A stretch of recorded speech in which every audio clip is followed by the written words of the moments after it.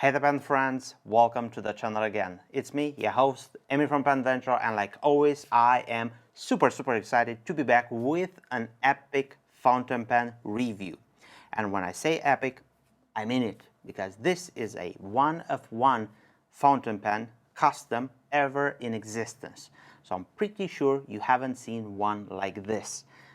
Let's see what is it all about.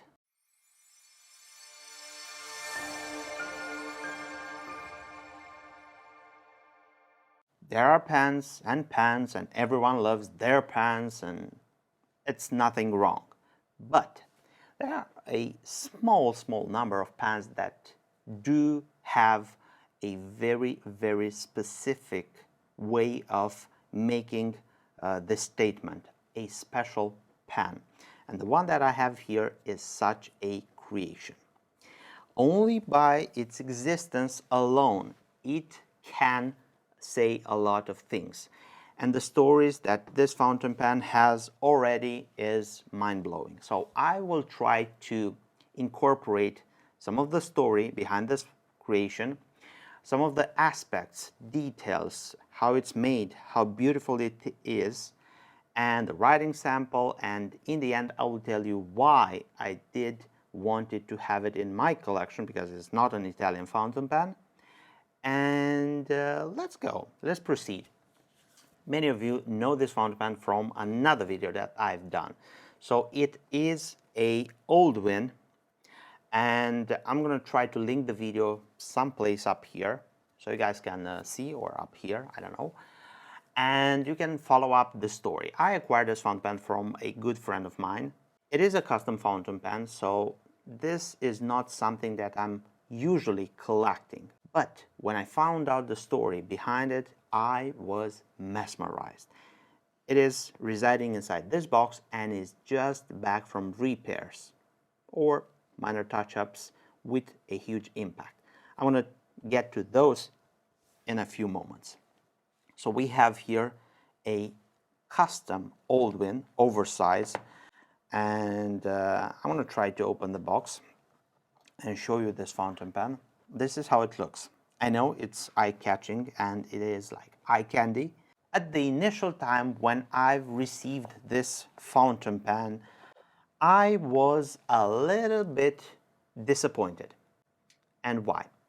I don't know if this is how it was created or not, but this fountain pen arrived quite a few months ago. I believe it was very cold, so March, February this year. The initial time that I take this fountain pen in my hands, I've seen that the urushi lacquer on it was a little bit off, and some of the pieces of rodden were quite sharp to the touch. Back then, I immediately looked after a person that can restore this fountain pen and to put it to the best and to the highest standards that I would want it to be in order to have it in my collection. Fast forward to the Dutch Pen Show, I've met with Theo from Pen Theo, which is a Romanian, just like myself, and he took on the challenge to do some minor touch-ups to this fountain pen. Who took the challenge to create such a fountain pen is District Urushi.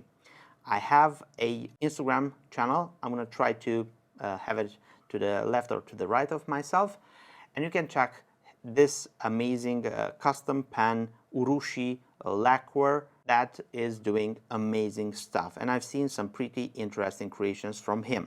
We had a talk and he walked me through the challenge of making this fountain pen, and this is why I do love this fountain pen so much, because this has rodden all over.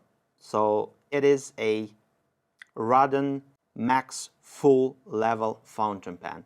Every single side of this fountain pen is covered in rodden and urushi on it, and you don't get this too often.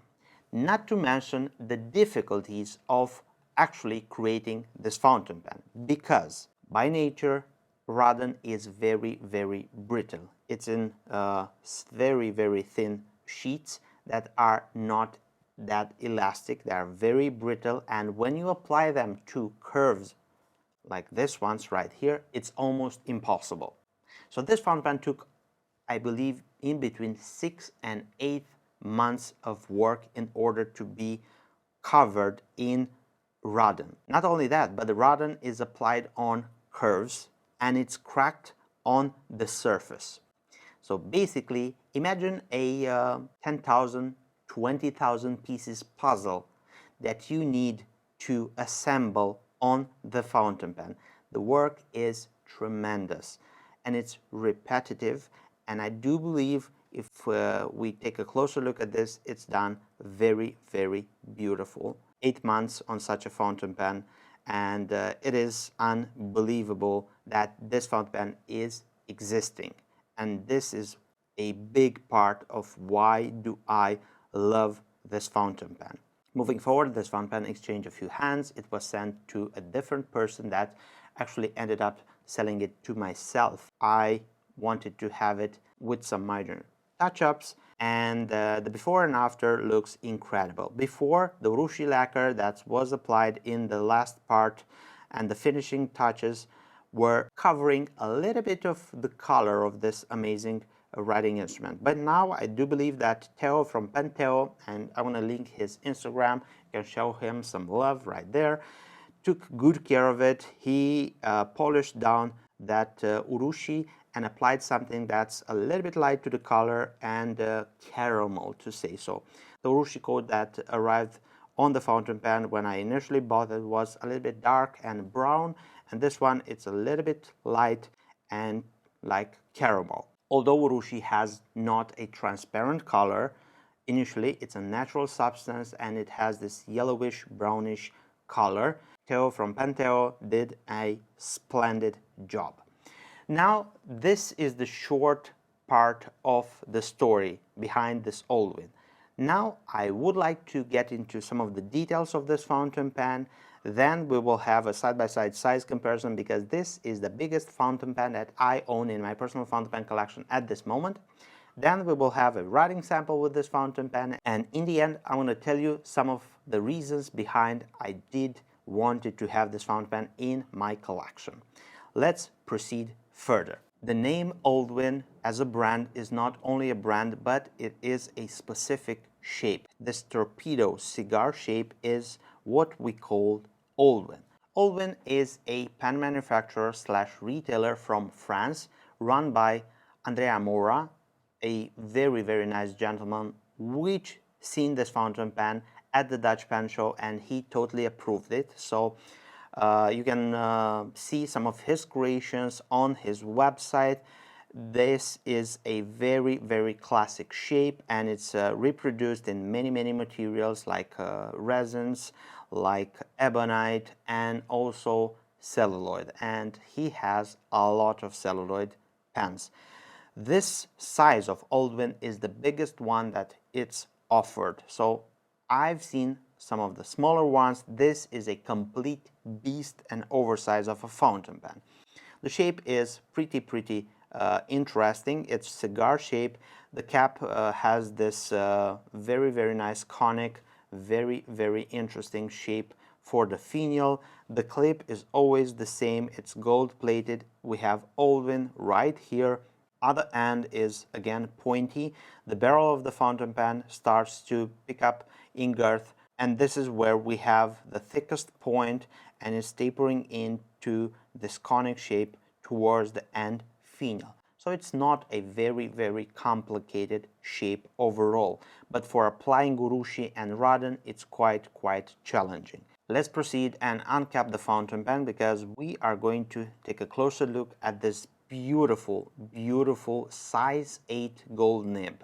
And this is quite impressive. We have a 18 karat size 8 gold nib. We have laser engraved Oldwin Paris, and it is so minimalistic and beautiful, and this gold nib is champ. Ebonite feed, and both of the nib and the feed are friction fitted inside a plastic collar, forming a nib unit. And I'm going to show you how unique is this nib unit. I believe this is a Bock nib by the looks of the feed and everything. It's a Bock. In regards of writing, I don't see any size stamped on the nib, but I do think that this is a medium nib and it's quite a fat line if it's put on the page with a wet ink. I wanted to show you the inside of the cap because here we have the initial color of the ebonite for the base fountain pen. It is a very interesting pen material. It is the most proper material to use if you want to have a lacquered urushi fountain pen because it will keep its shape. It's not like wood, it's not working, it's not affected by the temperature, and this is why it's chosen to be a very good surface or material upon which you can add urushi. For example, let's take wood. You need to properly cure it and to be sure that it's not going to work that much if you want to apply urushi on it. Moving further, we have the cap threads right here, and we are going to spot the original color of the ebonite fountain pen, that orange, that brownish brick orange color, and I do believe that this gives it a very nice identity tag. If we were to take the fountain pen like so, we can see that basically there is no section. You pretty much grab the fountain pen from wherever you like. It is tapering in this part of the barrel, so it's nice to have this tapering in because it offers a very solid grip for the fountain pen. Usually with this Oldwin's, you have a separation in between the section right here and the barrel starts to unscrew, giving in access to the filling system. But not with this fountain pen, because District Urushi, the person that created this fountain pen, choose to glue in this section. I know that this may put you out from owning such a fountain pen, but for me, I do totally understand this procedure because he wanted to have no transition in between the section and the barrel right here, and he wanted to have this very nice continual rodden piece all over the barrel of the fountain pen, and this is pretty. And although it's uncomfortable or not ethic to say so, I do love this feature. So now the big question is, how do you fill the fountain pen? And here is where it gets a little bit trickier, so stay with me. This is a eyedropper fountain pen, but in order to fill up this fountain pen, you need to unscrew the nib unit and you insert ink inside the barrel.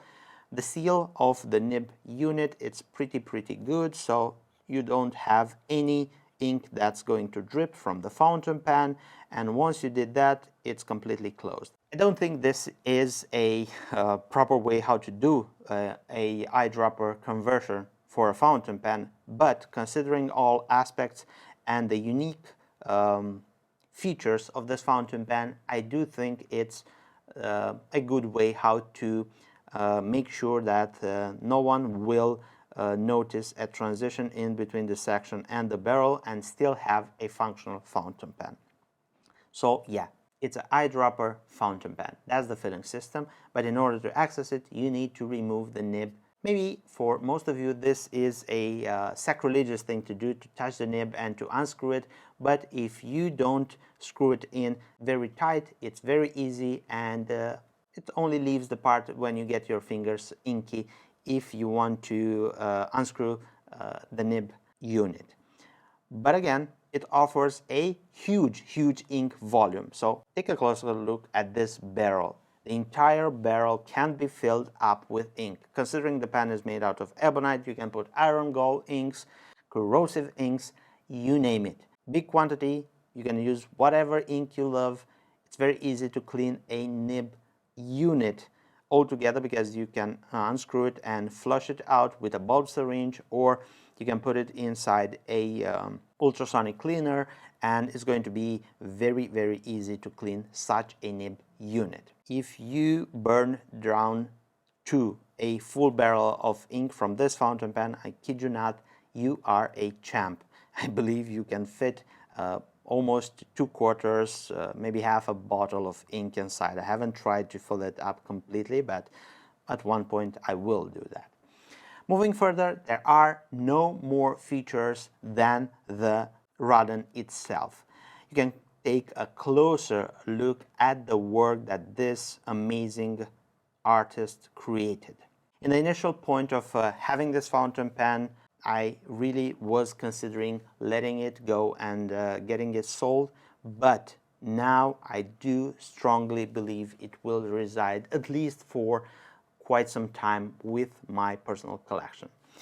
Moving further, I would like to show you a side-by-side size comparison. This is the biggest fountain pen that I own at this moment. And I know size doesn't matter, but when it comes to pens, it does matter. I do have here a tray of very, very big fountain pens from my collection. And we have here a Bologna Extra ASC, an Arco Verde, a Visconti Opera Master, and we have the Visconti Speakeasy, and the second biggest pen in my collection, this is a Delta Roma Imperiale. Now let's put the Oldwin side by side with this fountain pens. Take a closer look now. It's big. It's big, and it's like a whole centimeter bigger than the Opera Master. And this is why I think it's one very, very nice fountain pen, because of the size of it, because of the looks of it, because of the nib and all other aspects. Now, let me show you how it looks uncapped. Well, considering that capped is the biggest fountain pen, when we uncap it, it's a very, very similar scenario to the other fountain pens that sits next to it. And you can see that pretty much it is a practical fountain pen if you were to consider the size of it. Now, the dimensions. The Oldwin Custom in Rodin capped measures 175 millimeters, uncapped 150 millimeters. The total weight of the fountain pen fully capped but uninked is 48 grams and uncapped is 24 grams. It is time for the writing sample, but first of all, let me show you how you would need to fill up this pen with ink. And I have here a bottle of ink, Diamine Sherwood Green. And I would take the fountain pen, I'm gonna remove the nib unit like so. I'm gonna take a ink syringe and put it like so, and put it right here. I'm going to take the nib unit, screw it in like so, not too tight, in order not to have trouble when you need to clean the fountain pen. And now everything is about priming this nib. As you see, it's already done itself. Now let's take a closer look at this very special 18 karat size 8 gold nib from Oldwin and how it writes. We have the pen. This is an Oldwin Oversize Custom by District Urushi. We have the ink, and this is Diamine Sherwood Green. We have the nib, and this is the 18 karat size 8 nib by Bock, and I do believe that this is a medium point. I'm not sure, but I do believe it. The paper, precious 52 GSM Tomoe River paper, and this is a notebook from Hobonichi. And now let's get into this nib a little bit deeper and see the ink flow. It's quite a wet nib.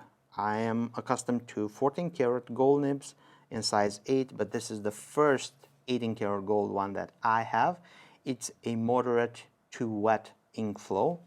We have some normal figure of 8s, and they are quite wet juicy, smooth, and nice, and it's like a fat medium, to say so, flex. We do have some give, but it is not very, very significant, considering that we start with the medium point in the first place. So you can have some line variation, but it's not a flex nib, and you shouldn't use it as a flex nib. Let's start with the most important sentence in every pen reviewer inventory.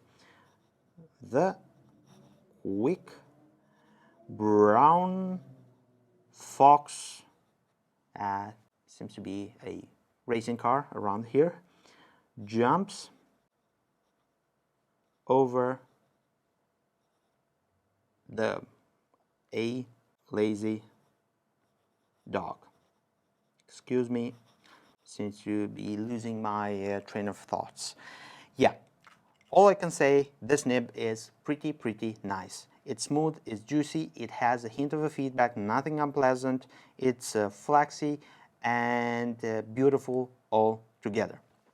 Now let me put this notebook aside and let's dive into some of my current thoughts regarding this Oldwin. First of all, why did I opt to have such a pen in my personal fountain pen collection? It's a tricky question, even for myself, because I am mainly known as being an Italian fountain pen collector, and this is not Italian, it's French, it's custom, and I do love fountain pens to be in a normal condition in which they were produced.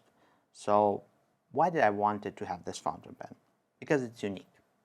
Because it took a person 8 months of blood, sweat, and tears in order to create such a fountain pen, and I do appreciate that work. Second of all, it is a rare fountain pen. I have not seen too many oversized Oldwins. The customization, I think, adds to the overall value of this fountain pen, because you can customize a fountain pen that's rare and lose its value, but on this one, I think it actually added a lot of value to the base fountain pen.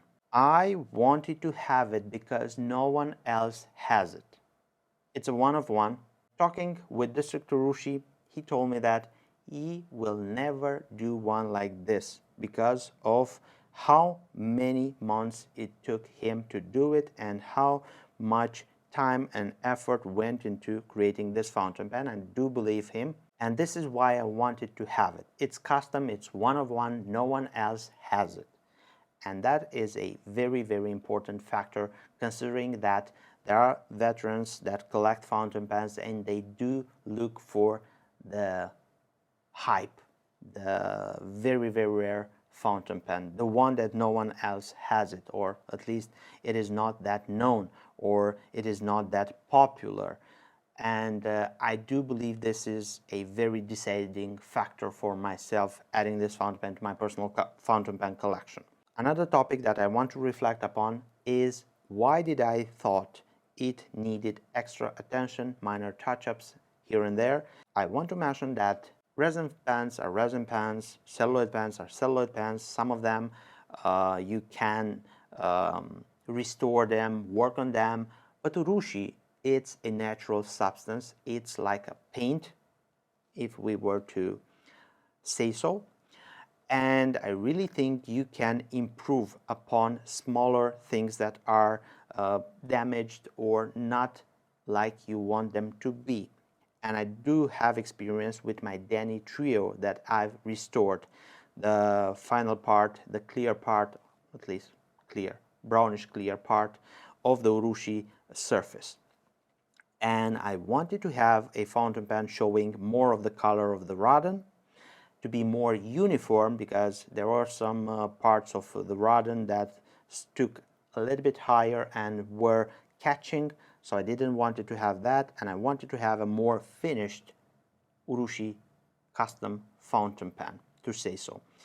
And I did not took this other than serious, and I mentioned both persons that created this finished fountain pen, District Urushi and Panteo, and I do strongly believe that both of these unique artists did a fantastic job, each in his own way.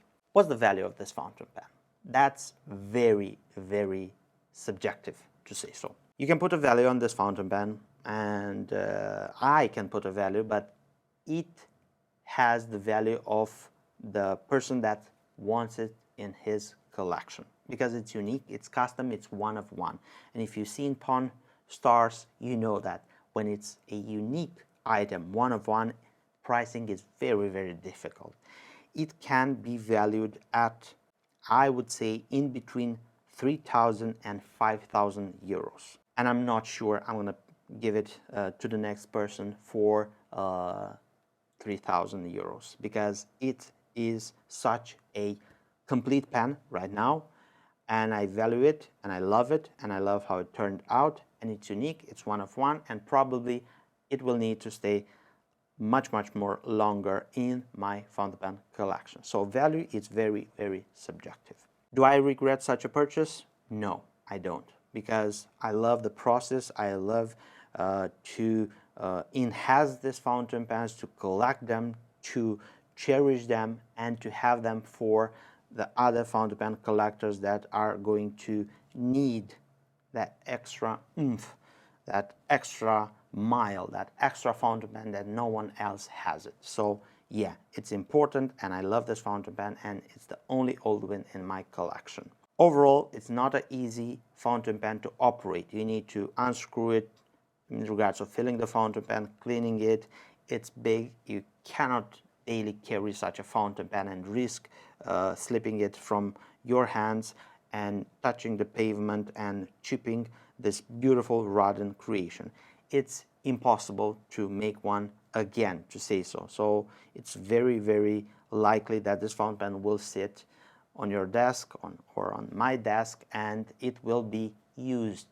At the end of the day, if you have some time and you want to get that extra reward at the end of the day, writing on a very nice quality paper like Tomoe River paper, you have a glass of your favorite beverage of choice, and you indulge into writing with such a pen. So I do believe that this is a very, very nice fountain pen. Well, that's kind of it, and this is where we finish our fountain pen review. I hope you enjoyed it. Thank you for spending so much time on the Penventure YouTube channel. If you have any questions, suggestions, or share your thoughts regarding this fountain pen in the comment section down below. Also down below you will find the links for our website, social media accounts, emails, phone number, anything and everything that you may need to get in contact with me. If you want to support Penventure as a YouTube channel and you like my content, don't forget to give this video a big thumbs up. This will help me a lot. And I know that many of you are not subscribed to the Penventure YouTube channel. And if you want to subscribe right now, just click here and turn the notification bell on. And if you want to see more quality content from Penventure and Emmy, check this video right here. My name is Emmy, and I look forward to seeing you next video. Take care, stay safe, bye bye.